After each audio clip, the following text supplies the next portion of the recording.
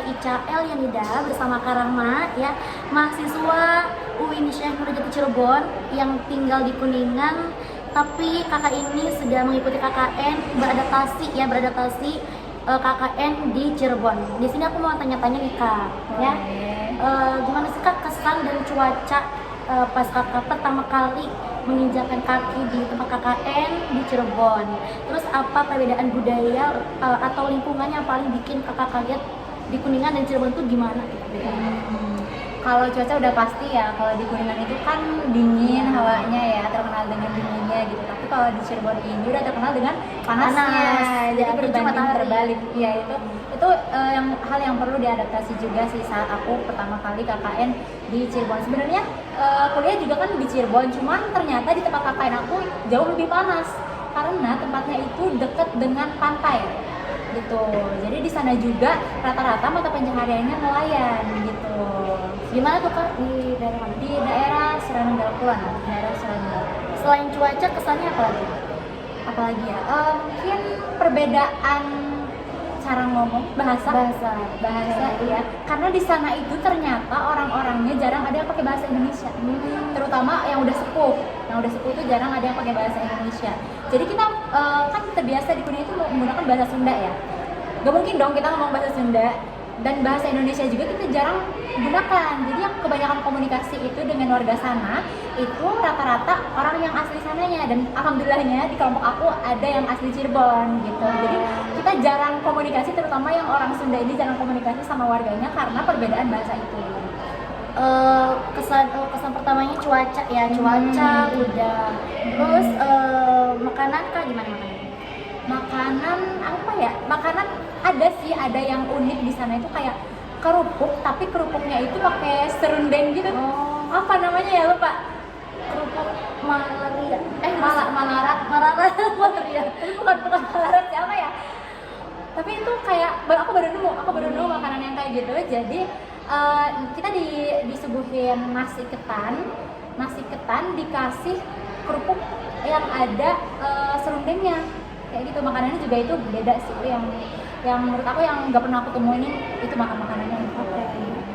Untuk penyesuaian program kerja nih Kak, ada nggak sih program kerja KKN yang kakak harus ubah atau disesuaikan gara-gara harus ngikutin adat istiadat di sana, kayak ada aturan di Cirebon tuh apa gitu loh, terus atau enggak harus ngikutin kebiasaan warga di sana, ada nggak sih Kak kayak penyesuaian program kerja?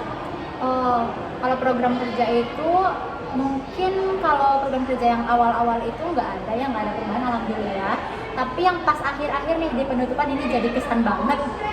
Itu sempat dilarang untuk tampil kayak nyanyi, kayak nari-nari gitu, karena mungkin menganggapnya kita udah dewasa ya, udah gak pantas ngelakuin hal-hal yang kayak gitu.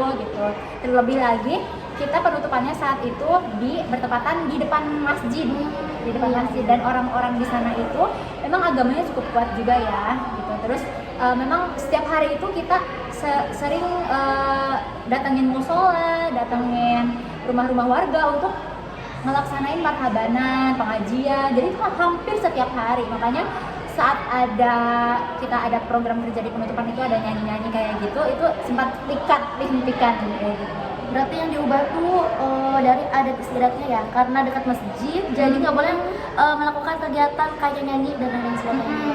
Iya, kayak gitu. Sebenarnya boleh-boleh aja sih, cuman emang kebetulan saat itu tempat di aku tuh emang Islami banget gitu. Ya masih kental lah kayak gitu. Lanjut ya Kak, untuk akulturasi nih kebiasaan yang menular barangkali apa nih yang ketularan dari Cirebon sono gitu. Selama berbulan-bulan ya, 40 hari ya, KKN di Cirebon tuh ada nggak sih kebiasaan warga lokal yang tanpa kakak sadar ikutan nempel, jadi sampai sekarang nih ke bawah apa gitu? Selama 40 hari itu kan aku sering dengar orang-orang ngomong pakai bahasa Jawa ya. Jadi pas pulang dari KKN itu ada yang nempel bahasa Jawa sana kayak ora. Kalau sana tuh beda sama Jawa sini, beda lagi, bahasa Cirebonnya beda lagi. Kalau di daerah aku KKN itu kayak ora, terus kayak jeh masih ada jeh, kayak gitu. Ya, pokoknya bahasa Jawa di sana lah gitu. Berarti Ada yang nempel. bahasanya ya, tapi Iya, untuk yang lain bahasanya. gimana? Makanannya barangkali sampai sekarang suka nih apa gitu? Ada sih ini, aku baru sebutin lupa. Apem. Oh, Apem. Cirebon dari apa? Dari apa di Cirebon? Kalau di kita mah di Kuningan itu apa sorabi kinca kan Mbak? Iya. Sorabi kinca Putih, yang putih. yang putih itu Iya, yang disiram iya. sama Oh, gula. iya, iya. Di sana disebutnya apem. Oh, Iya. tapi sama bentukannya putih. Sama bentukannya bulat kayak gitu, bulat dan disiram juga sama air gula. Oh. Ternyata di sana disebutnya apem. Itu aku suka sih. Jadi makanya kan kebetulan di Kuningan ada juga. Jadi kalau lagi di warung cari-cari yang kayak gitu. Oke. Wah, menarik banget ya teman-teman. Sedikit wawancara ya bersama Kak Rahmanisa ya. Itu dia adaptasi budaya orang Kuningan ke Cirebon ya. Mulai dari bahasanya, cara kita mengikuti adat istiadat adatnya gitu ya. Makanannya ternyata Betul. banyak juga yang bisa di Yang aku suka iya, bisa dikebawa sama sekarang gitu ya. Masuklah di lidah. Oke, Kakak terima kasih banyak ya. Oke, makasih Ica. Iya, terima kasih. Wassalamualaikum warahmatullahi wabarakatuh. Dadah. Halo Nika, selamat sore. Halo Kak, sore. Boleh nih untuk perkenalan dulu. Ya, perkenalkan ya, nama saya Dea Amelia. Saya berasal dari Majalengka. Nah, kakak kan sekarang kuliah di Cirebon ya. Ya. Ceritain dong gimana rasanya pertama kali pindah ke Majalengka terus kuliah di Cirebon. Kayak kalau awalnya sih lumayan kaget ya, kayak yang dari cuaca juga kan di Majalengka dingin. Kalau di aku tuh kan dingin, Majalengkanya ya bagian dingin. Terus kan kalau di Cirebon lumayan panas gitu ya. Jadi kayak lumayan banyak yang berbeda sih, kayak dari lingkungan juga kan, lingkungan pertemanan, bahasa yang digunakan pasti kan beda. Yang kan mayoritas di aku tuh kayak Sunda ya, kalau di sini tuh kan Iya. Indonesia atau Jawa gitu ya, jarang yang Sunda tuh. Mungkin ada beberapa orang, tapi kayak sering digunakannya Indonesia sama Jawa Jawa, kan.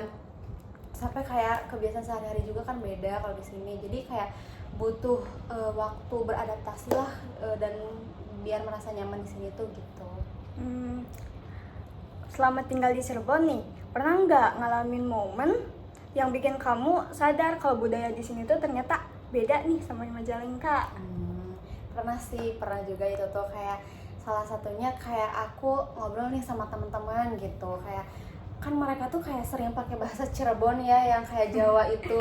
Nah aku tuh kayak sulit gini, kayak mengerti bahasa mereka tuh, kayak kosakatanya tuh kan lumayan beda. Kayak jadi ini kayak nanya dulu kan, ini jadi apa ya artinya, kayak gitu, kayak lumayan berbeda. Dari situ kayak aku sadar kayak meskipun jaraknya deket gitu, tapi apa sih ada perbedaan budaya gitu yang cukup terasa ya kalau dari aku. Soalnya kan emang beda banget sih, dari Majalengka ke Cirebon ini lumayan beda gitu. Nah, supaya bisa cepet nyambung sama lingkungan baru, kakak biasanya lakuin apa tuh? Kayak kalau biasanya sih aku kayak seringnya berinteraksi sama teman-teman aku gitu, terus kayak nggak malu buat nanya beberapa hal yang belum aku pahami gitu, kayak terus mencoba beberapa banyak kegiatan juga kan. Jadi dari situ aku bisa lebih lebih mengenal budaya gitu dan kebiasaan masyarakat Cirebon ini. Iya juga ya.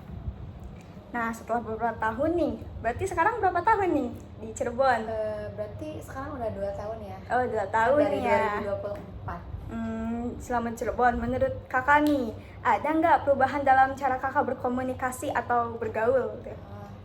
Itu juga ada sih, kayak apa ya, dari awalnya aku yang sangat amat malu-malu gitu ya, kayak susah lah beradaptasi tuh, kayak nanya ke penjual dagang juga kan kayak malu ya, kayak aduh kamu aja deh, nggak mau aku gitu. Tapi kalau setelah aku menetap nih di Cirebon, kayak ada beberapa hal gitu yang lumayan beda, kayak aku bisa lumayan bisa beradaptasi gitu di sini. Terus kayak kayak itu dari bahasa juga kan, kayak udah mulai ngerti yang sedikit-sedikit lah gitu.